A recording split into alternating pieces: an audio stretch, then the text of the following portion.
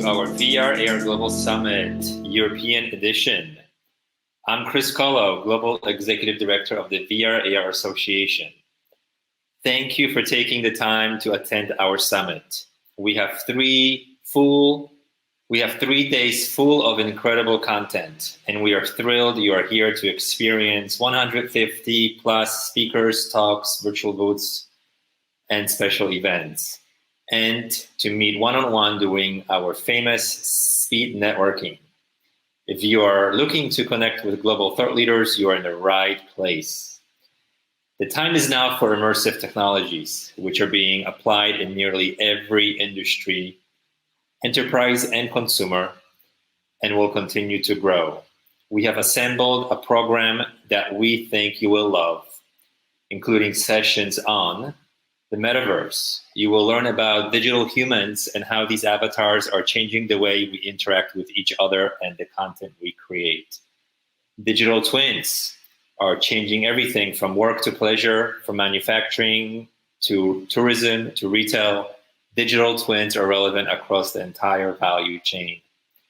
Enterprise, we have many sessions on automotive, manufacturing, energy, and training, showcasing how immersive tech makes it faster, safer, and more cost-effective to do the job. You will hear from end users like Bosch, Rolls-Royce, and others. Retail, from omni-channel to virtual showrooming, you will hear about Prada, Gucci, Armani, Polo, BMW, and many more. Education, you will learn how immersive tech is being used in schools today and about the new paradigm for skills of the future. Healthcare, we have many sessions on physical and mental health, autism, dentistry, pharma, and psychotherapy, with one specific project supported by the European Commission. Training, learn how to address the growing skills gap with immersive tech. Heritage, we have a special session by Perception, showcasing how museums and galleries have found new ways to reach audiences worldwide using Perception's Holo SDK desktop AR.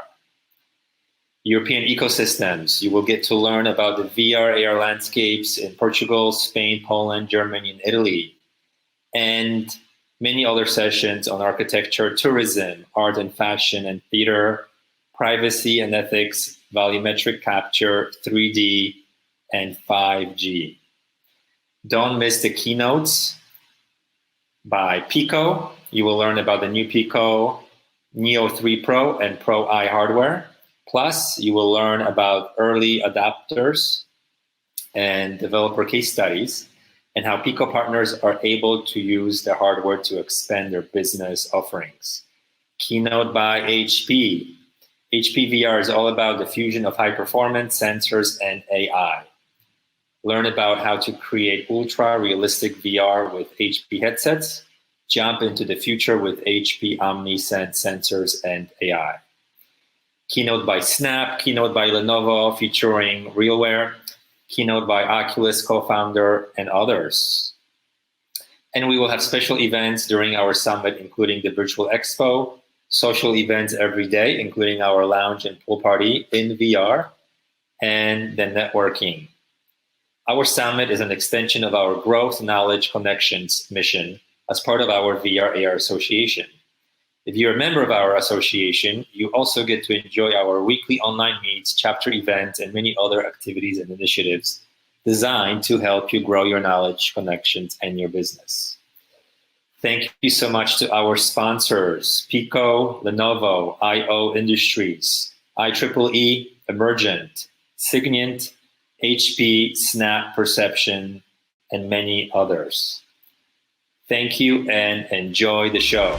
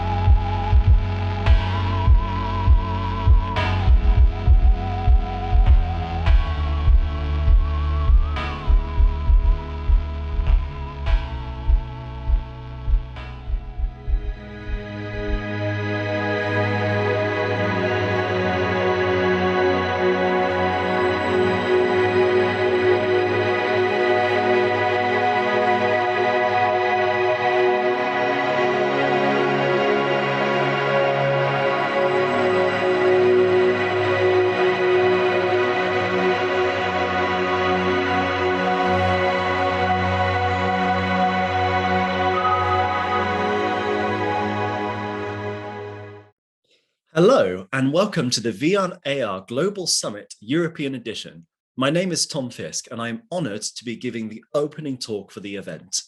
Now, 2021 has been quite a hectic year, let's put it like that, but it's also been a really exciting year for Europe. And I am honored to be giving an opening talk on the state of XR, where we'll be giving a summary of what's been happening across virtual reality, augmented reality, and the metaverse, generally speaking. The theme for this event is We Are Europe, because the whole point is we are showcasing the talents that comes across the entirety of the continent, because there's a lot of amazing and cool people who work on these technologies, and we should be honoring them where we can. I've spoken to students from across London, principally, where I am based, but also in other countries as well, who work hard at work, doing some incredible projects, which I think deserve to be showcased as well, alongside professionals all across separate verticals. I've seen excellent marketeers, which are pushing the technology in a way which people can understand. I've seen engineers actually pushing the boundaries of what is possible with immersive technologies. And I've also seen business leaders who are charting the direction of when the money is flowing, how to chart for it. And throughout all of it, this is during a global pandemic, which, yes, it principally started in 2020, but the ramifications were ongoing throughout 2021. And whether your thoughts on the pandemic and the response, there's no doubt that it's had a principal and direct impact in everyone who's attending. And despite all of this, it's really shown how people throughout the period has worked incredibly hard to do some amazing projects throughout the year. And this whole summit is both a celebration of their hard work as well as a showcase of what's to come. So who am I? My name is Tom Fisk. I run a weekly newsletter called The Immersive Wire, which is geared towards leveling up your knowledge of the space. So my aim is to give a concise analysis, as it were, what happens each week, and to kind of have a guess and like chart on what's going on. I also run in an agency called Three Monkeys Xeno, which is a PR agency where we kind of specialize in like how to help companies direct their comms efforts. I work within the tech team myself, and I specialize principally within Immersive Technologies. So I've got a marketing head. I've got a marketing and PR head on my side. And as a freelancer who worked throughout the pandemic period, throughout 2020 as well as the early part of 2021, I've seen all sorts of challenges and, for lack of a better word, successes, which they've gone through as well. I don't want to mention any particular names for confidentiality reasons, but the challenge was a lot of companies were obviously, because of the restrictions, finding different ways of servicing them and as well as marketing to the right people for them. And then other companies which served through regardless. And even though it was during a pandemic, they saw their business got uplifted because their services were right in use. As for whether there's longer term, the services will still be needed of use, well, we will have to see. But it's great to see that that position is going forward. So the whole point of my talk is I'm going to be distilling what I found over the last year or so on what's happening with the industry based on my personal experiences, talking to experts across the field, and yeah, basically just giving my own like perspective and thoughts on it. So we are going to begin with virtual reality. And for the new people who are attending the conference for the first time, we principally define virtual reality as HMDs, otherwise known as VR headsets, and it's a way of interacting with a virtual world.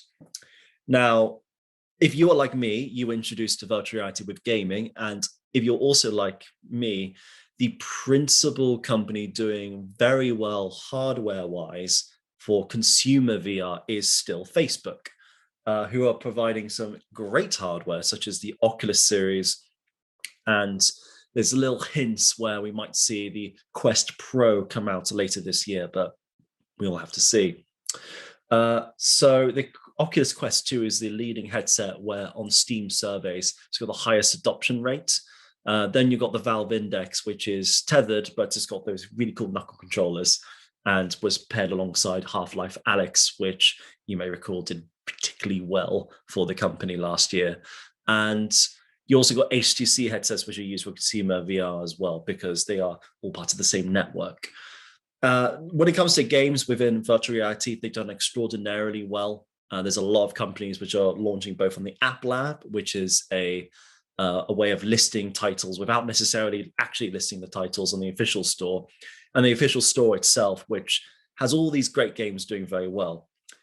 Privately, I am somewhat worried that for the nth year in a row, Beat Saber is still seen as the prime VR title. It's a source of frustration because there are plenty of great VR titles that are doing extraordinarily well. And it's a shame that Beat Saber is the one that keeps persisting getting the #1 spot across platforms, when you're getting other great titles which are quite similar, such as Synth Riders, which are doing the same similar thing, but in a different way, which is also quite fun. And I do think that as an industry, we should also, where we can, really profile the other titles which are really pushing the boundaries, doing super well as well. Then you see, like on the consumer side, people using VR for marketing purposes. I wrote a piece about VR and broadcast recently where I kind of summarized where that there really needs to be more people like buying VR headsets. The principal issue is we don't really know how many people actually have VR headsets at the moment. Facebook is quite tight-lipped about how many have actually been sold. But what we are finding is that the uptake is going a little bit higher, and we are going to see more and more users coming in. I do raise questions whether it's an exponential technology. So I've been reading an excellent book by Azeem Azhar called Exponential, talking about exponential technologies and how they really rupture society. From reading it and looking at the criteria of what makes a technology exponential, I'm not 100% sure VR is it, but I'm doing a little bit more research to see if it is, because it's more questions of, is it going to supplant anything in real life? Is it anything which everyone must have? And all that good stuff. So consumer VR is very strong, but let's face it, if you've been in the industry for like longer than 2 seconds, you will know that the money is in enterprise VR at the moment. You've been seeing some excellent companies, both big and small, supplying all these initiatives to really train up employees, or to do other or soft skills training as well, such as Make Real, who's doing that, as well as Immerse, who is doing super well in upskilling workers. And that's where a lot of the money is going towards. We will see, it's most likely that area will continue to be strong, really pushed by the hardware innovations such as high pixel counts, as well as software innovations such as hand tracking. And it's likely to just get a little bit bigger and better. Similar actually to the adoption of cloud technologies within data infrastructures. So if you've been in this industry for like 10 years, you know that cloud technologies are a very efficient way of running companies and such like. But the actual market capitalization is still got a lot of growing to go, even still for cloud tech. And I have a feeling that when it comes to VR things, to a more niche degree, there's a lot of market left to take up. So businesses working in the area must be thinking how to like not just double down on organic growth with their current clients, but also who else we can tap to really convince them to take a look at using VR solutions. Although also making sure they're more customer-led. So you're not just pushing the technology of VR, it's also just making sure that you're saying, oh, it's all part of a portfolio when it comes to virtual reality as well. So yes, enterprise levels still been super strong in 2021 because training solutions is still strong. That's been a very safe market, has been growing quite nicely. Consumer VR has also been doing super well, where a lot more people have been buying VR headsets and just been collaborating socially, playing VR games and such like. The most promising consumer vertical for me is fitness, where people do wear the headset once a day, just get a little bit fitter and to basically socialize with their friends, which is why I think subscription models for fitness apps will do particularly well from 2021 as well as 2022. So you might see titles like Fit XR continue to get bigger and better. But that we'll see. I think that's a safe bet on my side, but we'll see how it goes. So virtual reality has been very strong. And then we move on to augmented reality, which most of it is a continuation of trends we've already seen in 2020. So we already know that web AR is still a very, very strong area, which will continue to see growth. So why make an app which forces people to download it, then try a more sophisticated experience when you can just run it in the browser? And then you have access to billions of mobile devices, which can then just tap into the technology and they can just see it running on the web browser. Yes, it's less sophisticated, but it's a great way of tracking like engagement, how long they're on the app, and doing other things. And there's a lot of companies which are dabbling in the space too. There's Zappa, who I used to help out, and they're doing very well in the space. AveWall has these incredible partners they work with, and just looking into how to make it part of an integrated marketing strategy.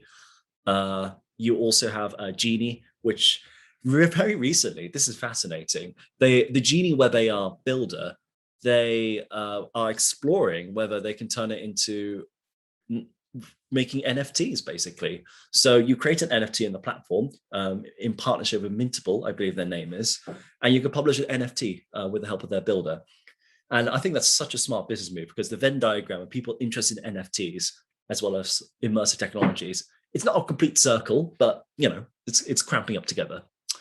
And yeah, so we're going to see the continued development of web AR technologies, and we're also going to see an exploration of what I hope is more integrated campaigns when it comes to this kind of stuff. I spoke to the Drum recently about this.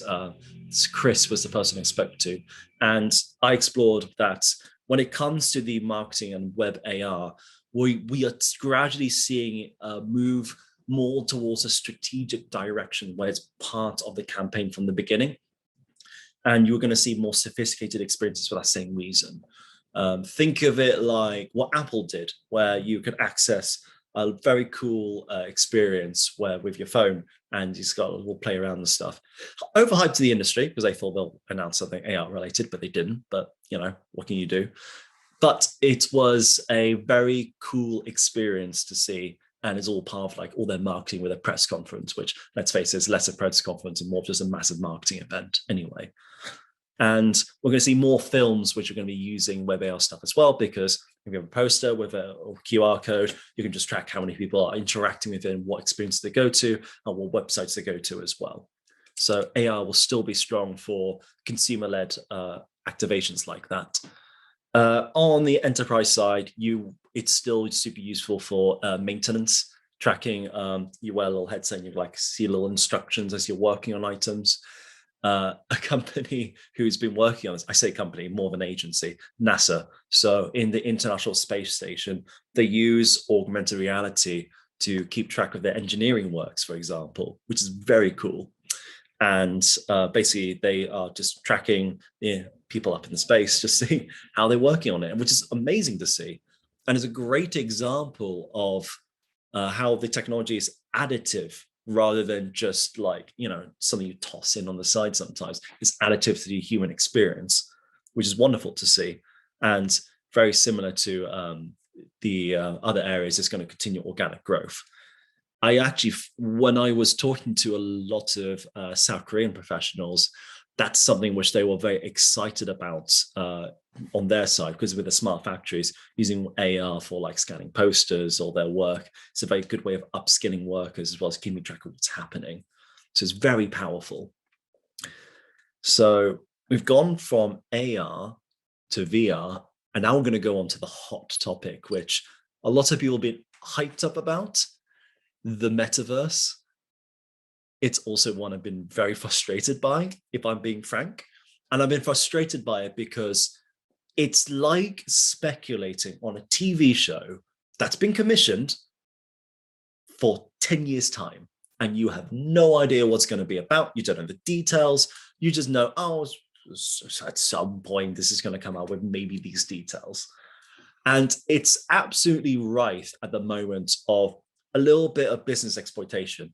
It reminded me a lot of when Bitcoin became super duper popular, and a lot of companies started adding blockchain as part of their business offering to accrue some venture funding, as well as spreading a little bit of misinformation on how the blockchain actually worked.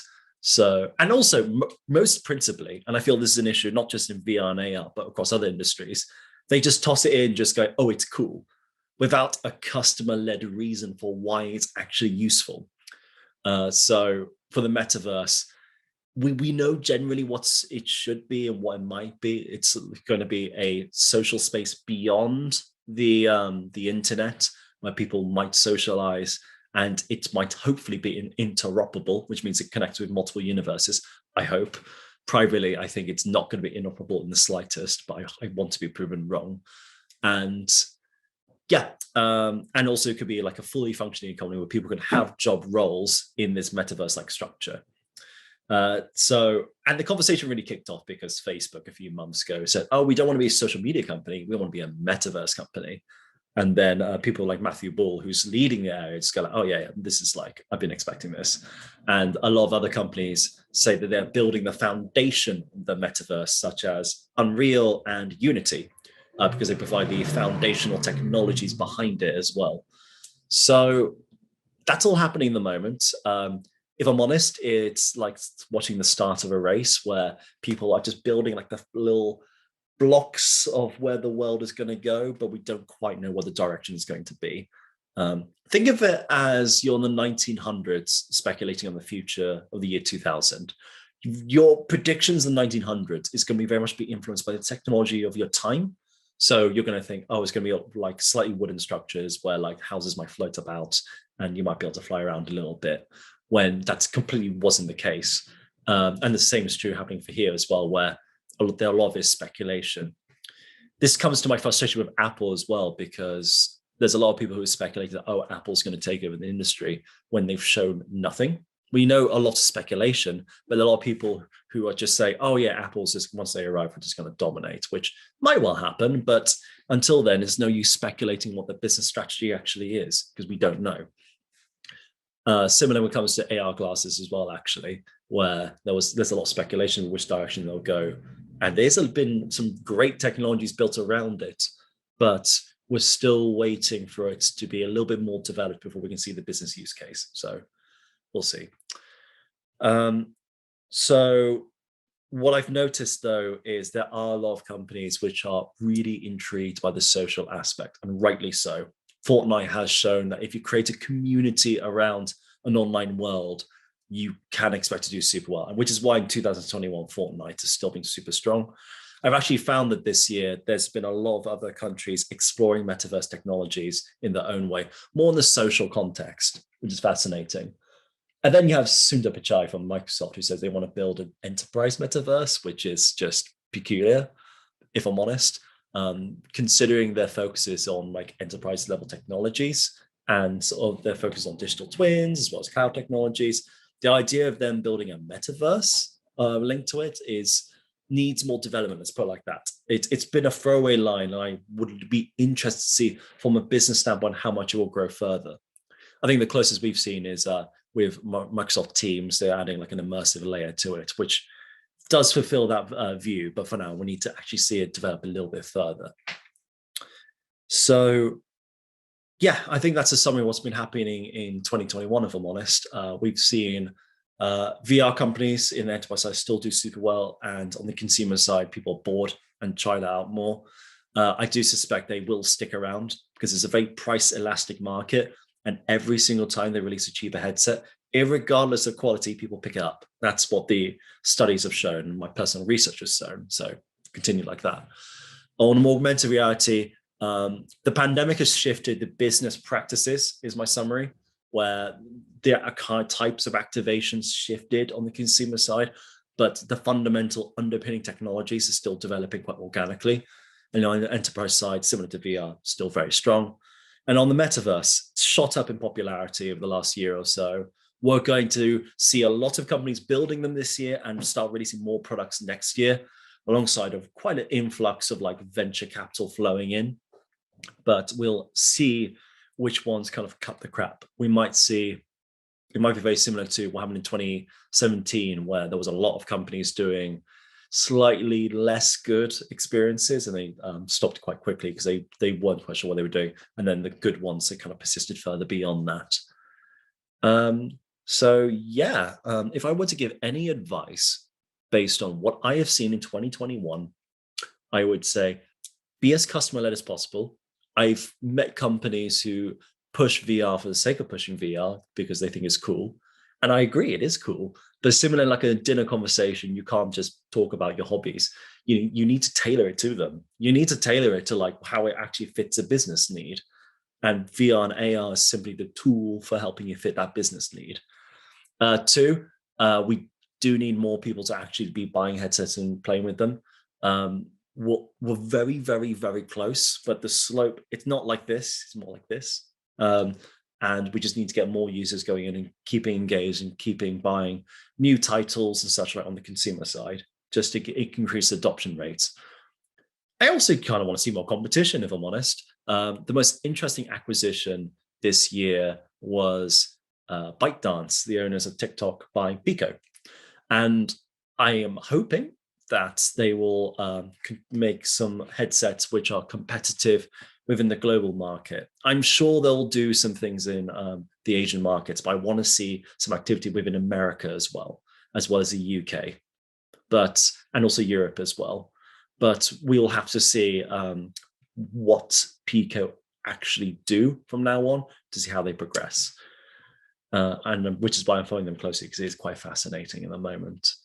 And then on the metaverse, yeah, I think we're all on the same page here. It's a lot of chit chatter, a lot of superfluous words, the hydrogenated fat of prose flowing everywhere. And my advice on that is follow the people you trust, follow Matthew Ball, because he's like the leader in that space. Follow Kathy Hackle, who runs a great newsletter in the area as well. And I think you just need to keep like a solid head where a lot of it is just based on suppositions and theories. And we just need to wait until we see more guidance of the direction it's going to go as well. So that's a summary of the XR in 2021. I hope you enjoyed it. I certainly been enjoying this year. It's a very stressful year on my side as a freelancer, because there was a fair bit of activity throughout 2020 and 2021, which, being transparent, went very, very well, but also on many ways I struggled as well, because I think similar to everyone else here, it was quite a lot to handle at the same time. But I think although it's the same as everyone else, you learn a lot from it as well. And you take the key lessons, you bring it with you in your heart as you progress to your next stage in life. And I think that's the theme with the European edition is stuff happened, but great things continued forth. And that's something we should be proud of. So thanks so much for listening. If you want to learn more about the work I do, you can go to www.immersivewire.com. That is www.immersivewire.com. And you can see the newsletter, you can sign up, and you can get 2 emails a week on what's happening in the industry. I also help out in communications and PR companies. So if you need some help, then drop me a message. My details are on the website if you want to talk about it. But yeah, welcome to the event. It's really cool. And I'm going to be listening in throughout the day to all the talks and get to hear your experiences, all the great ideas coming forth. And listen to it any way you wish. I tend to listen to it like a live podcast throughout the day as I'm working, but you can choose by how you listen to the whole day as well. And it is one of my favorite immersive events, and I hope you find the same as well. Thanks so much. And otherwise, have a great rest of the day.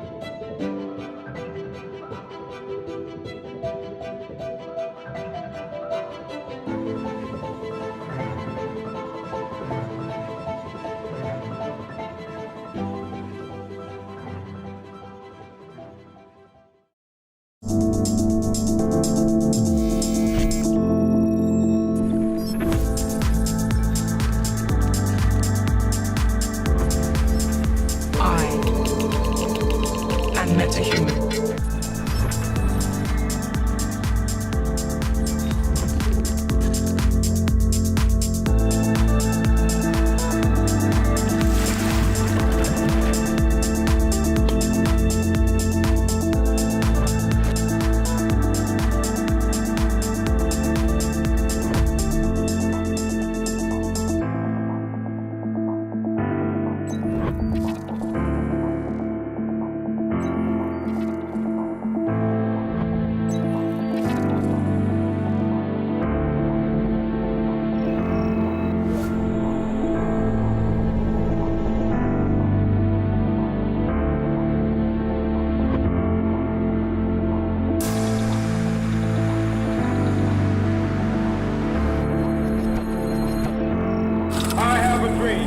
One day, this nation will rise up, live out the true meaning of its creed.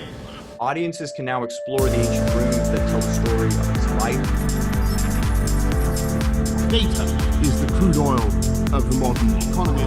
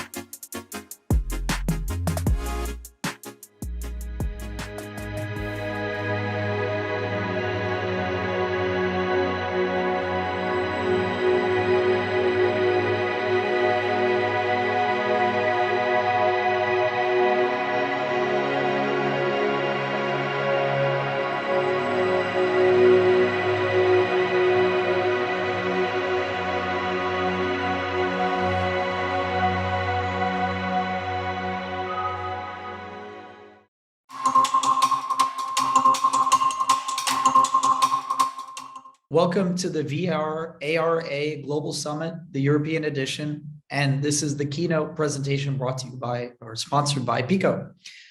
My name is Leland Hedges, and I'm the GM for the European business. And I have the privilege today of being able to formally announce the availability of two new products from Pico, the Pico Neo 3 Pro and the Pico Neo 3 Pro I. Please hold your horses. Don't order them right now. They will still be available in half an hour when I'm done with my presentation.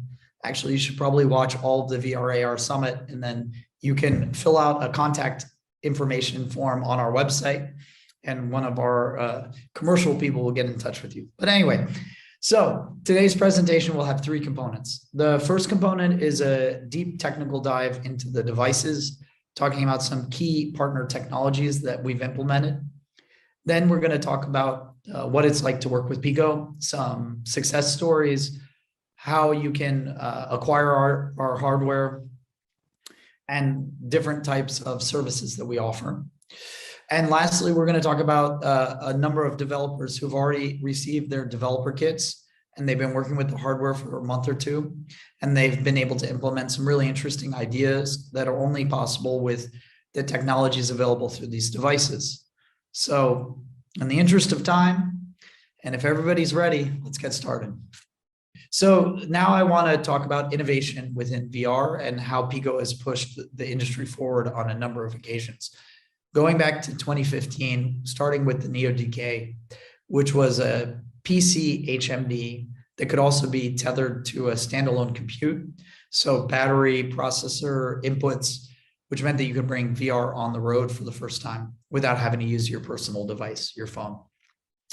We followed that up with our first global product, which was an all-in-one standalone device using the 820, 821 processor from Qualcomm.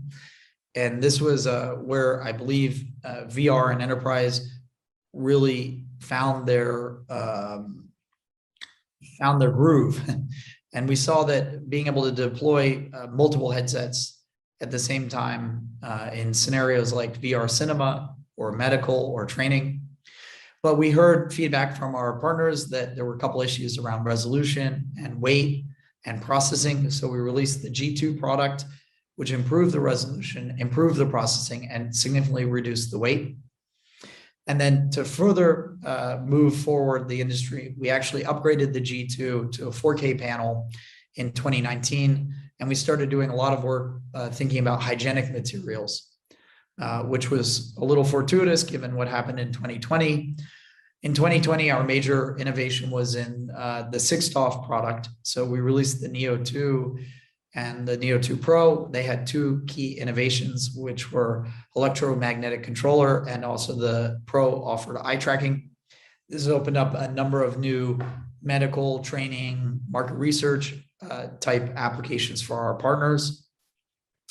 And then in 2021, we made a huge leap again with our 6ToF product, and we offered in China in the spring the Neo 3 to consumers, and it was a smashing success straight out of the gate. And we took the 3 or 4 months that we needed to be able to modify, convert that Neo 3 consumer model and turn it into an enterprise product for release in the Western markets. So Europe and the Americas, APAC, basically everywhere around the world. So here are, I'm going to follow up with some of the key attributes of the Neo 3 Pro and the Neo 3 Pro I. The Neo 3 Pro and Pro I are both powered by the Qualcomm XR2 processor, which is a state-of-the-art processor.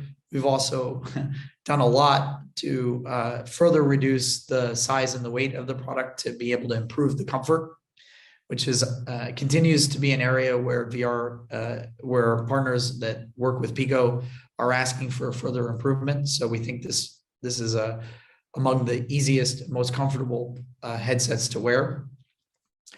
We've done a ton of work on tracking. So we added 2 more cameras versus the Neo 2. There are now 4 cameras total. We've also moved to optical tracking with the controllers, 32 points of sensing on the controllers, being able to do millimeter precise tracking. And then finally, we're implementing within our SDK something that we call the Advanced Guardian, which is basically shared mapping, where headsets can share their mapping information with other headsets. So you can operate our products having multiple users in a shared space at the same time without having to use outside-in tracking systems, which are obviously complicated and sometimes expensive. Connectivity is a huge area where the Neo 3 family of products have offered improvements over previous devices, and also where you can really start to see merging of the PC VR and the standalone VR worlds. So starting with what you get with the product without any extra accessories or anything, the headset can connect over Wi-Fi 6. You just need to install the appropriate application on your PC, and it has to have compatible graphics card and CPU. But you can stream any of your PC VR content to the headset, any of your Steam VR PC content to the headset. So you can play games wirelessly with your Pico Neo 3 Pro or I. Obviously, there are a number of business applications which will only run on PC as well, so you can stream those. And then the area where we have invested a lot of R&D and work closely with NVIDIA is in the being able to offer as an accessory a Displayport cable. So if you do have a compatible NVIDIA graphics card and you use the Pico Displayport cable, you're able to get native resolution at 90 frames. And so you're able to run your PC content on this headset as if it was a normal PC VR headset, and being able to do more than 3-hour-long sessions and being able to see full resolution and full frame rate. And then lastly, we are working very closely with NVIDIA. We have some example code on our GitHub, and we're working on a client that will support Cloud XR. And we also have some implementation partners like the Grid Factory that you can work with. But we think Cloud XR, especially as we do more work with operators and 5G technologies, either mobile hotspots or tethering phones to our headsets, that the Cloud XR and 5G is going to be a big opportunity for the Pico Neo 3 Pro in the future. For developers, we think that we have one of the best headsets for being able to work with all of the 4 major development environments.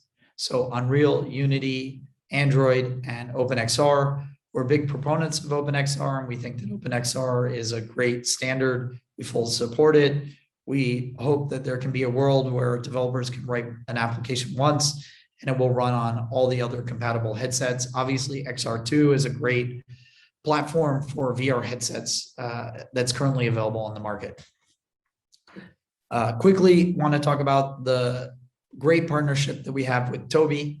So Tobii is obviously was the technology partner that we used on the Neo 2. And with the Neo 3, we are able to get even more performance out of the eye tracking cameras, given the extra compute available in the XR2 processor, which is allowing for even more of the medical use cases that we talked about. Also, you can implement much more realistic avatars who make eye contact with the user that feels natural. And then there is foveated rendering. So these are some of the key benefits that are possible through the Tobii eye tracking technology. Quickly, I know it's just a cable, but we spent a lot of time engineering this cable. It has an interesting mechanism for connecting to the headset securely. And then also it does power the headset when you're using the Displayport cable. So again, you can be able to do extended sessions in VR if you're using the Displayport cable. In terms of specs, a couple that we haven't shared yet, we have a high FOV. We also have an industry-leading battery. There is an adjustable process for the IPD on the Pico Neo 3 Pro. And then we are moving to replaceable batteries for the controllers. Okay, now we get to talk about the fun part of this for me, which is all of the other devices and services that Pico can offer as well. Let's start with the G2 4K and the 4K Enterprise. I just want to pause here for a second and say that we see, as Pico, a ton of opportunity in this market. The 3DOF market for Pico is a growing market, more than 50% increase in the number of headsets over the year prior, for us at least.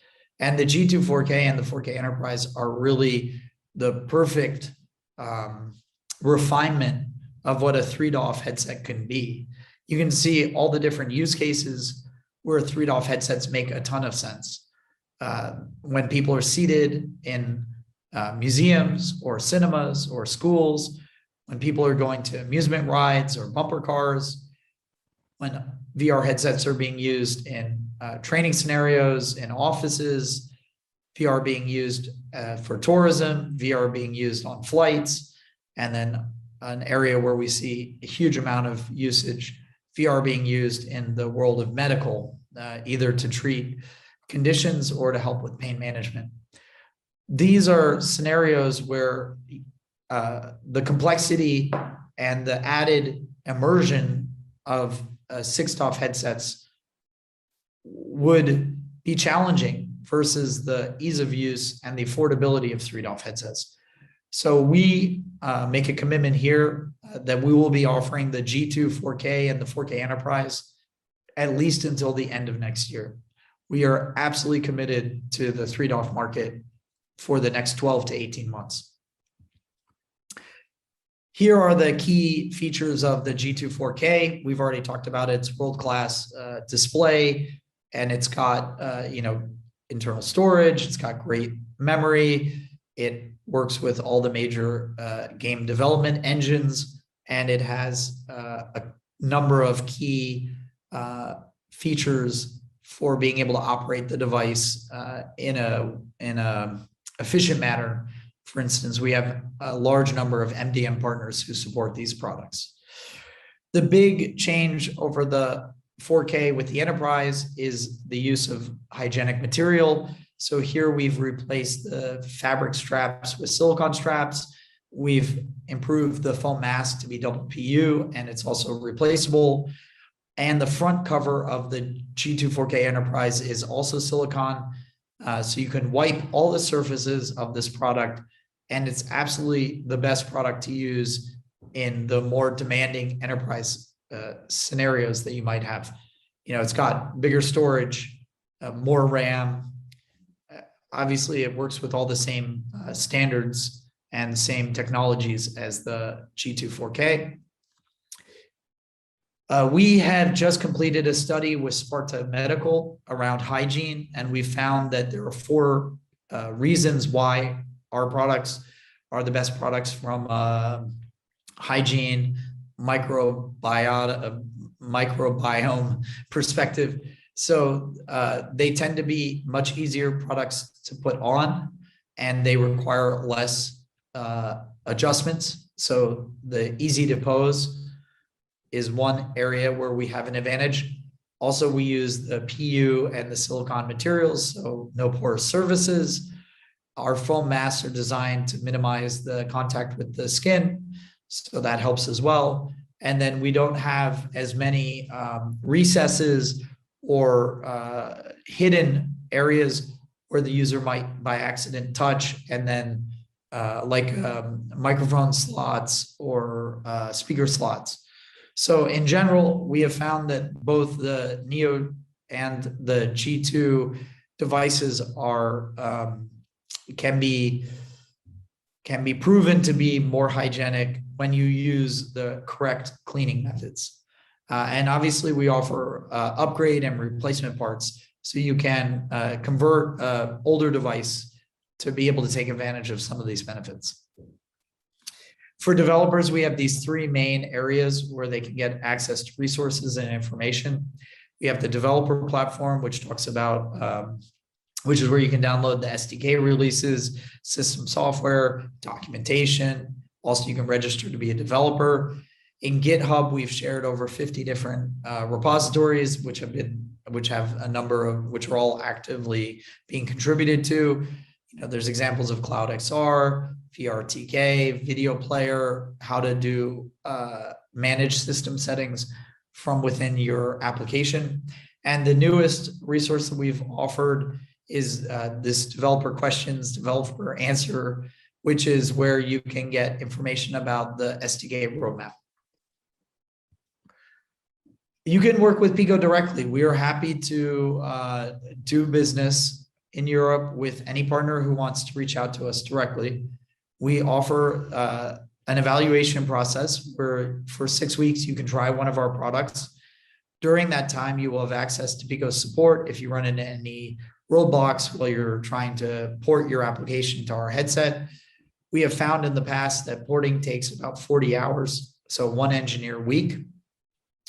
Then most partners work with Pico following the standard project model, which is for any headsets, any orders less than 100 headsets, we would work with our local fulfillment in Europe, and we'd send them within 3 to 5 business days.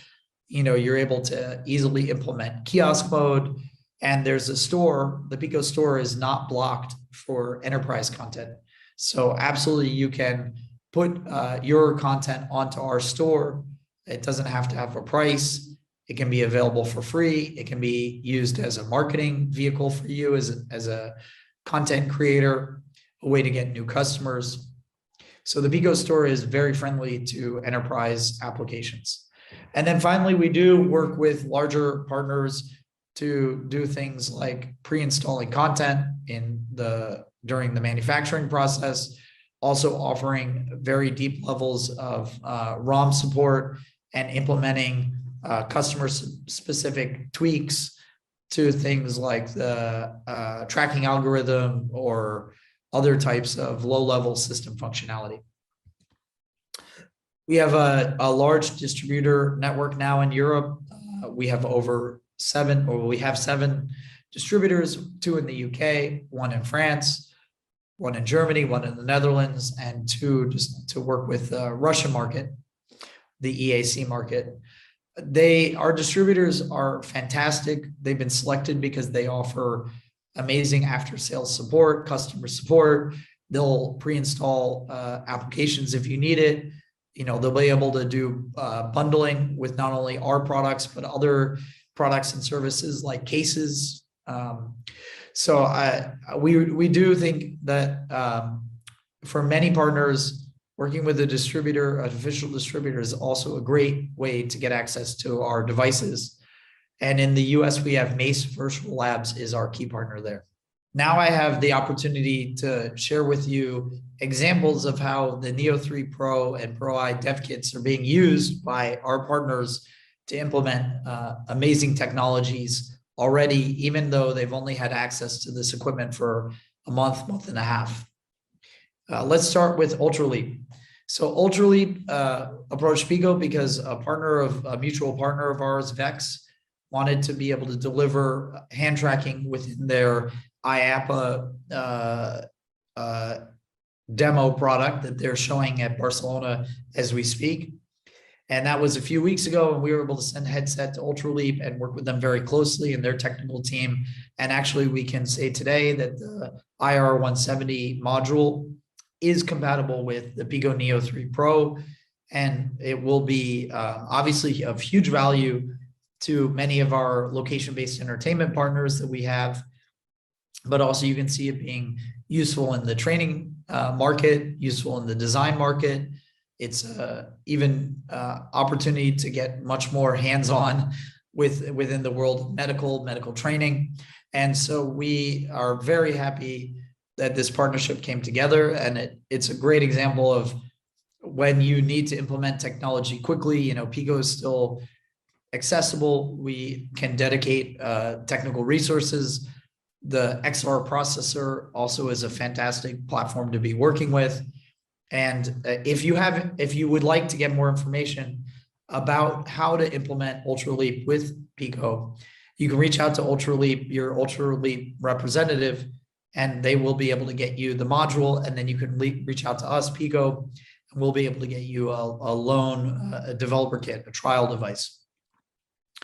HoloRide has been pushing the envelope of how you use VR in the most complicated scenario possible. So wearing a VR headset in a vehicle that can move in any direction at any point in time, accelerate, decelerate.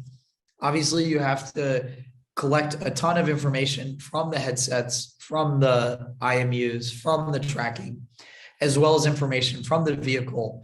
And then you have to build the secret sauce, which is the Elastic SDK, to be able to produce a comfortable and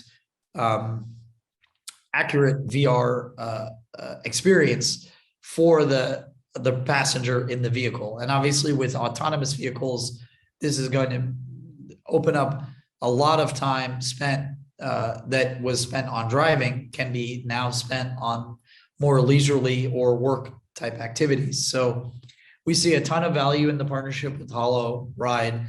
We were able to get them a very early dev kit before GDC. In a matter of weeks, they were able to build on top of earlier work that we've done with them with the Neo 2 and with the G2 4K. They were able to show demos of the experience on the West Coast. And now they're showing demos of the experience here in Europe.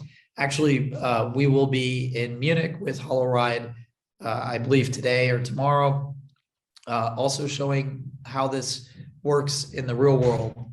So this has been a fantastic partnership, and it shows how deep Pico support is willing to go to solve really edge case issues for our partners.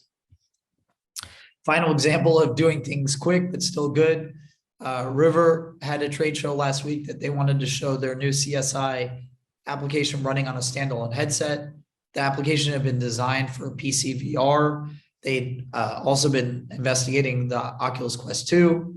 We sent them a dev kit. Within 2 weeks, they were able to get the application running on the Pico Neo 3 Pro. They're able to show it at the trade show. It had rave reviews. It's a crime scene investigation where you're able to go through a scene and pick up objects and use real world police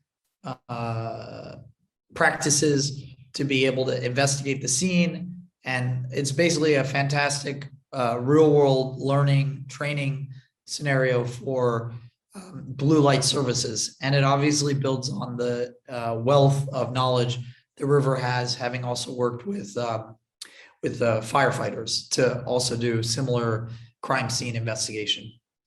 This is the slide that makes me the most happy out of all the things that I've been able to present today, because this shows what we've been able to accomplish, Pico plus our developer community, over the last 2 months.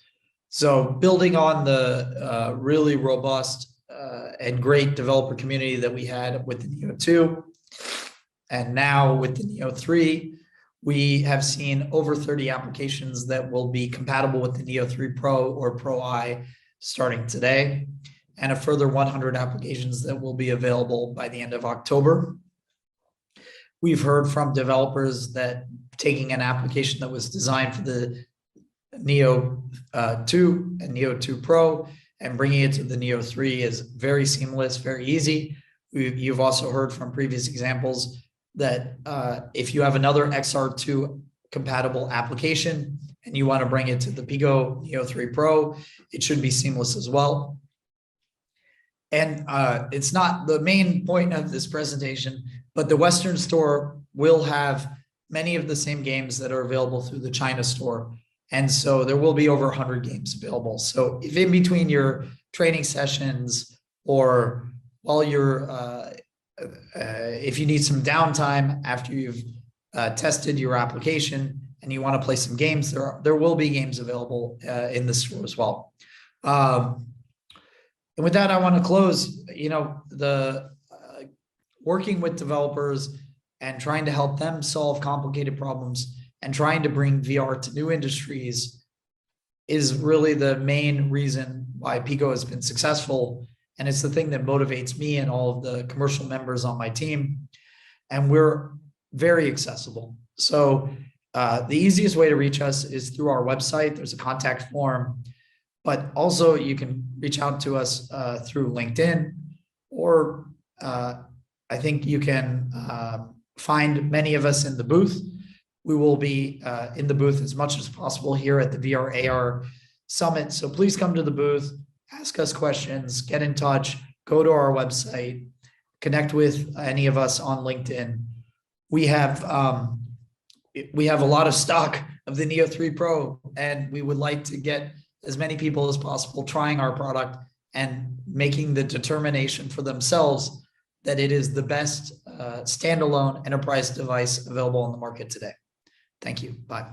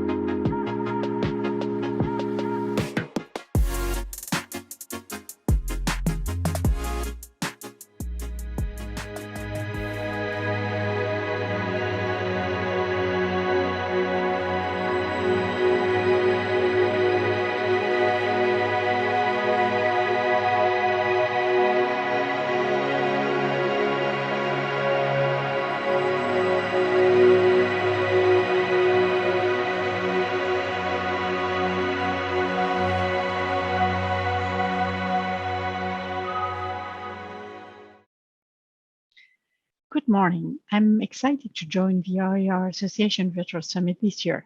A lot of great conferences to come. My name is Cécile Tesna-Dumancel. I'm Europe VR lead at HP.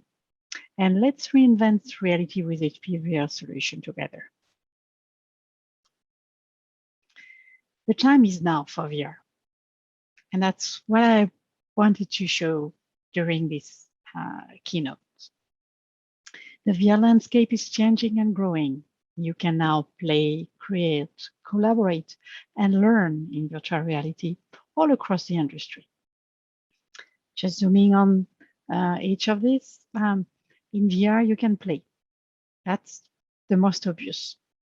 Global virtual reality gaming market size was something like $13 billion in 2019, and it's projected to hit $50 billion in 2025, driving a huge demand of immersive cutting-edge technologies to get the most realistic experience. Another sign, Steam VR saw nearly 1 million additional monthly connected headsets in April, tripling the previous largest monthly game. And first VR AAA games were launched last year, which make me think that time is really now for VR game. On the business side, we see more and more engineers and architects creating cars, buildings, immersed in their 3D files.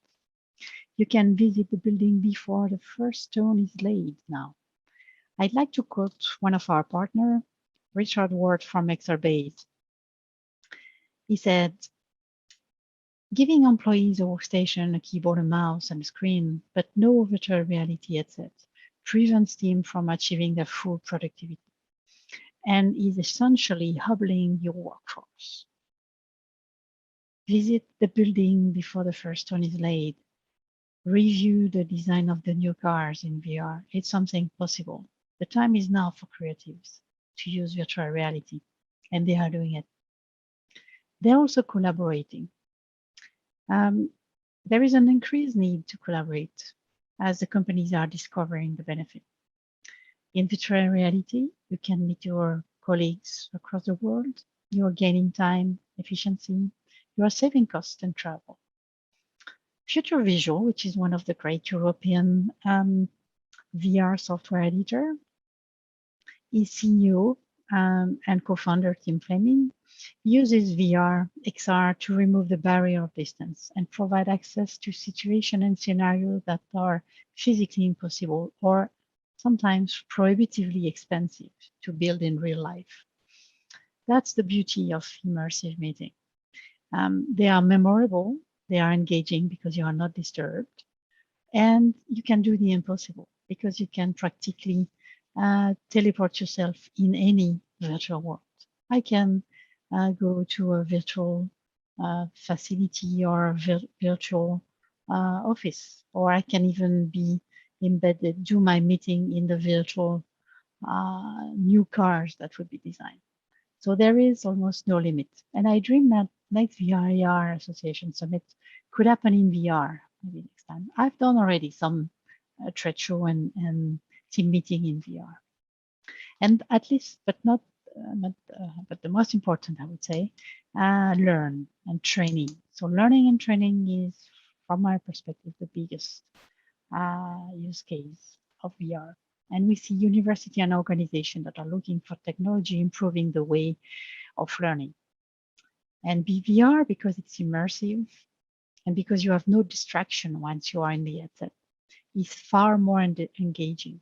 You learn by doing, and teacher can get insights, which drive to a proven efficiency on retention rate, up to 75% retention rate after 1 year, when you think that retention rate of a lecture is roughly 5%. So that's really, really beneficial. And that's why more and more companies are creating learning experience in VR.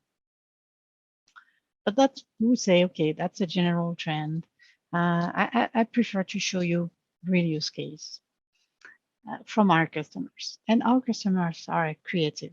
They are inventing amazing solutions with HP headset and workstation PCs. Let me show you one great example from Germany. sorry for my German, Junger Heinrich is a company selling forklifts, and they have developed a virtual train. So you will see in the example that that's pretty amazing. And training and simulation use cases are limitless. You can imagine doing any type of training in virtual reality. So let's go to that one. That's very, very nice.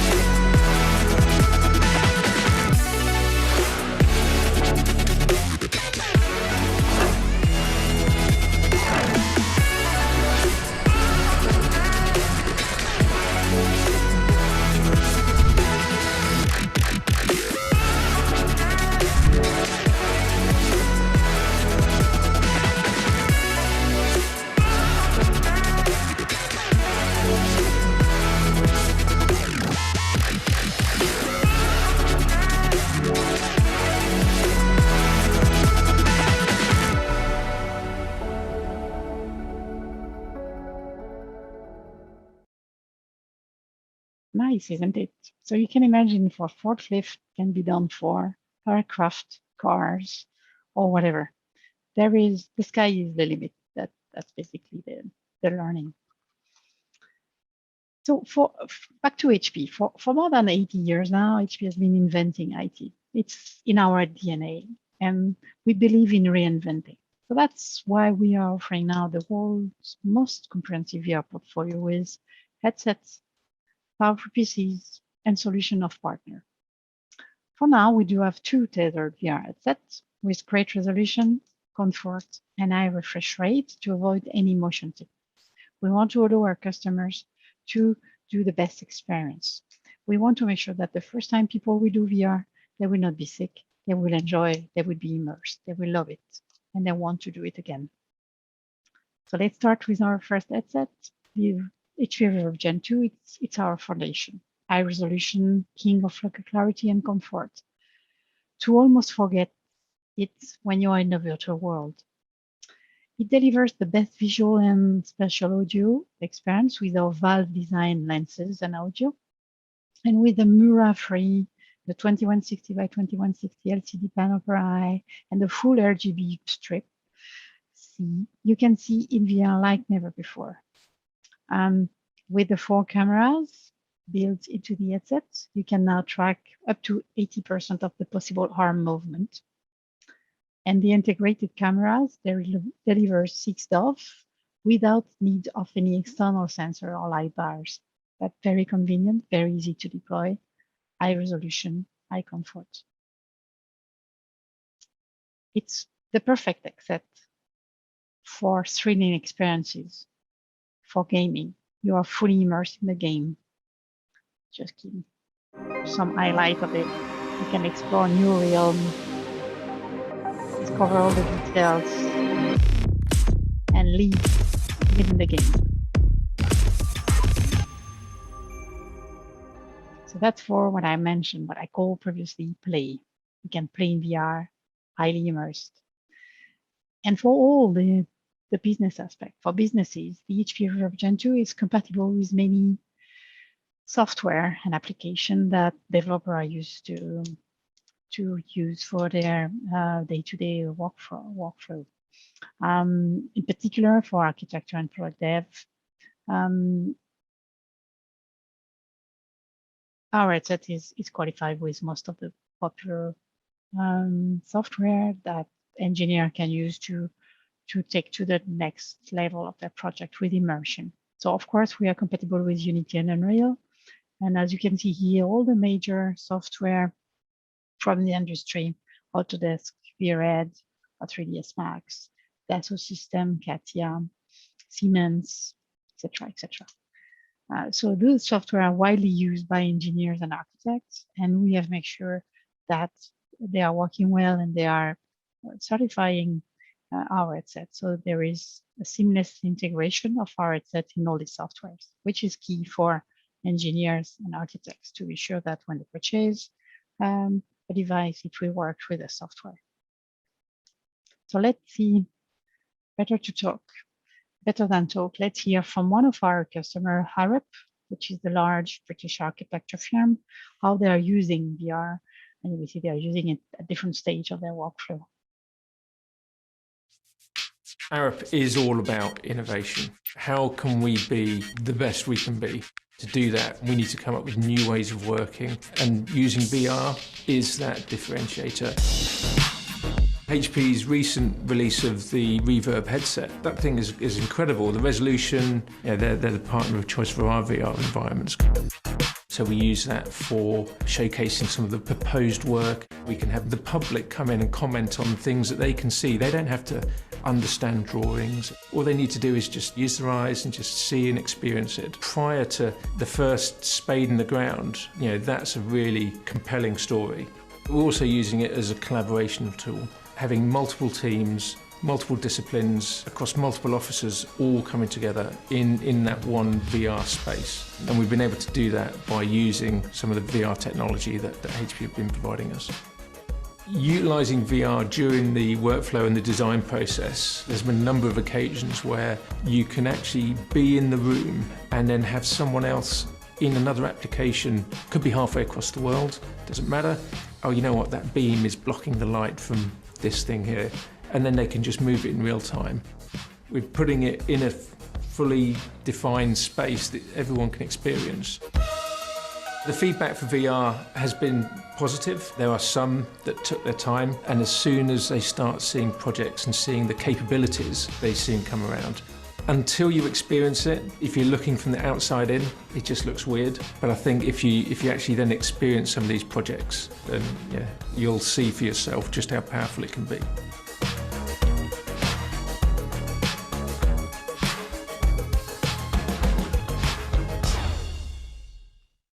So that's nice. I like very much the way you explain how you can navigate within the buildings in virtual reality, and that it can help their architects to do a better and faster design. So that's just a great example of application of VR today. But let's have a foot in the future, which is not really the future because it's happening now. With the world's most intelligent VR headset, the HP Omnicept Edition.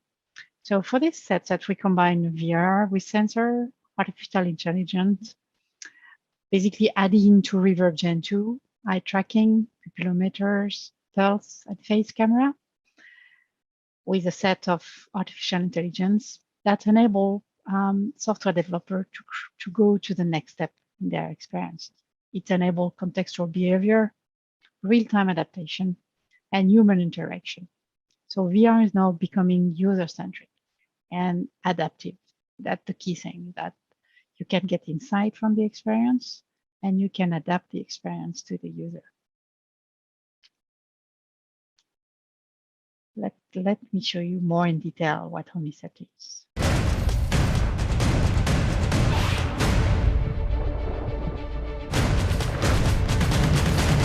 Introducing HP Omnicept, an intelligent XR platform that completely changes the dynamic of how humans interact with technology.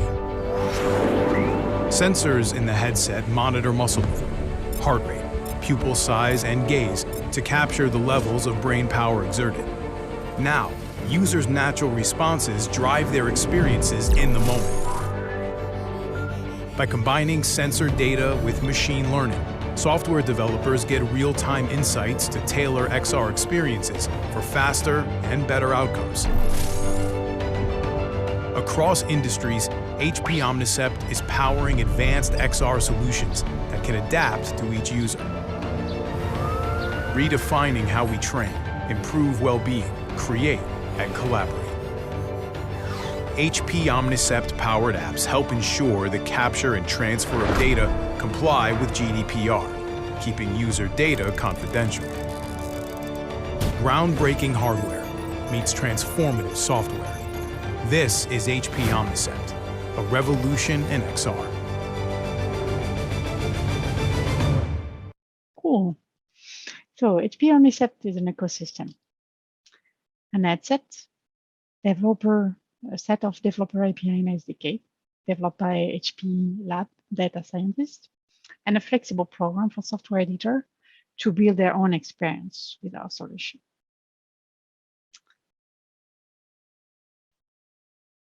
So we get we get the foundation with Reverb Gen 2, adding sensor to it, enlarge the capabilities, and Omnicept can do it all. First of all, something that I know the audience here will be familiar with, you can do foveated rendering. With the integrated eye tracking, this HMD is able to discern the user gaze direction, enabling a reduction in GPU load and improving the image quality within the user foveal region, enhancing the VR realism. So that's, I would say, the basic, that's what you can do with Omnicept. You also have access to eye tracking. So with the eye tracking and pupillometry, sensors can build into the HMD and integrate with HP Omnicept. You can get eye tracking data to better understand how the users interact with the VR experience. That's what we call contextual behavior. For example, knowing where someone is looking in an experience can be incredibly insightful for understanding the outcomes. You can picture a training scenario where you can see that the trainee focus on the wrong area, or a retail scenario where you can generate an heat map of where the people attention on the shelves so that you can better understand the product placement. Or on product design, you can, by getting the eye gaze information, you can know what draws the people attention more first, and you can define which is the best design. So there are a lot of applications that with the eye tracking and pupillometry. With the heart rate, you can and the pulse information, you can create real-time adaptation with the face camera. You can create realistic human interaction. So I can have my avatar in a virtual world replicating exactly the same face movement than mine. That clearly can enhance the collaboration in VR, making it more natural. Oops. And the last one, thanks to the support of our data scientist team, you can also get information on the engagement and the expertise during a training, thanks to the cognitive loads insights. So let me pause here a moment on cognitive load. So we have built an artificial intelligence algorithm to improve the training and learning experience with the sensor input by providing insights on the cognitive load. So what is cognitive load? It's the amount of mental effort that's required to perform a task or learn something new. And you can nicely see in the curve here that there is direct connection between the level of expertise that is supposed to grow while you are doing training and the cognitive load, which is kind of self-explicit. When you are learning something new, it's more complex for you. When you are learning something that you know already, there is no effort. It's clearly effortless. So if you're able to get information on the cognitive load, it's very powerful to predict the effort to learn, user engagement, the expertise, and the content understanding. And what have we done? So from the data from the headset, so the heart rate, the pupillometry, and the eye tracking, with our algorithm is doing analytics. That is provided through an SDK inference that can be integrated in software application that are interested in getting cognitive insight, so that you can know during a training in virtual reality, and you can know how much the brain power is used, how does the training perform under stress, how quickly the decisions are made, for example. So you can imagine, just knowing this, how powerful it can be for VR experience. Something important I want to add, that with the recent rise in security threat, HP is working across both hardware and software to create a more secure experience for the end user. So the HP Reverb Gen 2 Omnicept Edition is built with an highly secure pipeline for protecting the end user privacy. The HMD firmware safeguards sensor data at every moment of capture, and no data is stored on the headset. That's very important. Data from HP Omnicept helps ensure the captures and transfers of data complies with global privacy policy. In particular, we meet the GDPR requirements. And the user data is collected, is secured, anonymous, and aggregated, providing a safe and secure platform to develop your VR experience. And we pay a lot of attention because we also think it's what is expected from a trusted brand as HP. So the good thing of VR, of Omnicept, is that the more software editors are interested, the more use case and application we will get. And we are now capable to provide to our customers some solution to learn better and faster with HP Omnicept solution and our partner software. The instructor can get real-time feedback, and even the learner can proactively improve himself during the training. So we have already a couple of solutions available for contextual design. Claria from Seiya is leveraging the Omnicept SDK. Ovation is using it for public pitch training in virtual reality. Pixo is using it for security and safety training, and Membus is using it in maintenance and procedure training for higher education and professional trainings. As a side note, all these partners will be in our virtual booth, and you can get a demo. So check the agenda, they will be published. You will be able to talk to each of them, ask questions, and see videos and demo of what this nice software can do. But let me show, to finish, let me show you what Membus Vulkan training application is capable to do.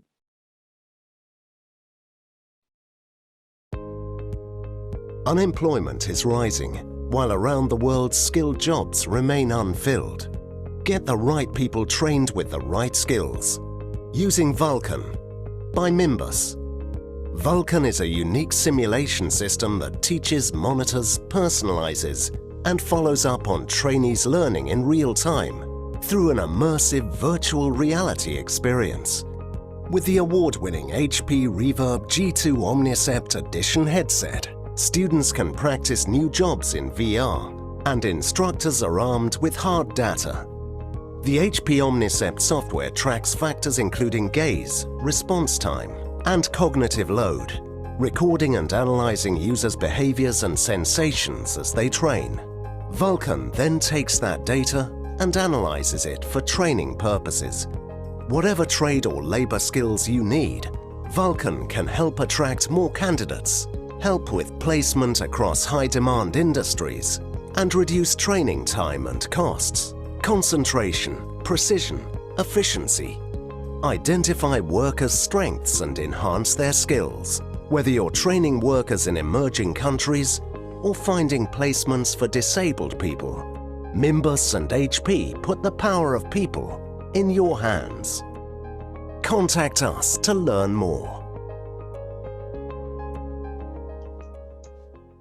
That's a very nice use case. I think honestly, I must admit, I ever always dreamed to know how to cut a chicken, and you can do this with the application from home and without any chicken. So that's great. So with that, I'd like to thank you all for listening to me. I just want to highlight that you can benefit of a Reverb Gen 2 promotion that is ongoing right now. It's available in Europe. You can find it in hp.com stores, but also from some of our partners, Bestware in Germany, and Bonvier in Netherlands, Komplett in Norway, Sweden, Denmark, 815 in Australia, PC Component in Spain. So I will leave all the link here. We are running a promo over September, October.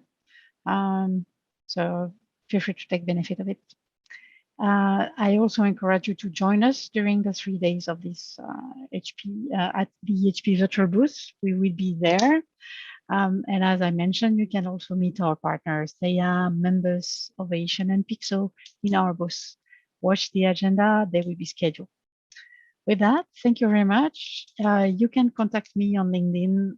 You will have my names and contact in the document from the event. And you can also look at hp.com/VR if you need some more information. So enjoy the event, have nice conferences, and see you in the virtual booth. Bye-bye.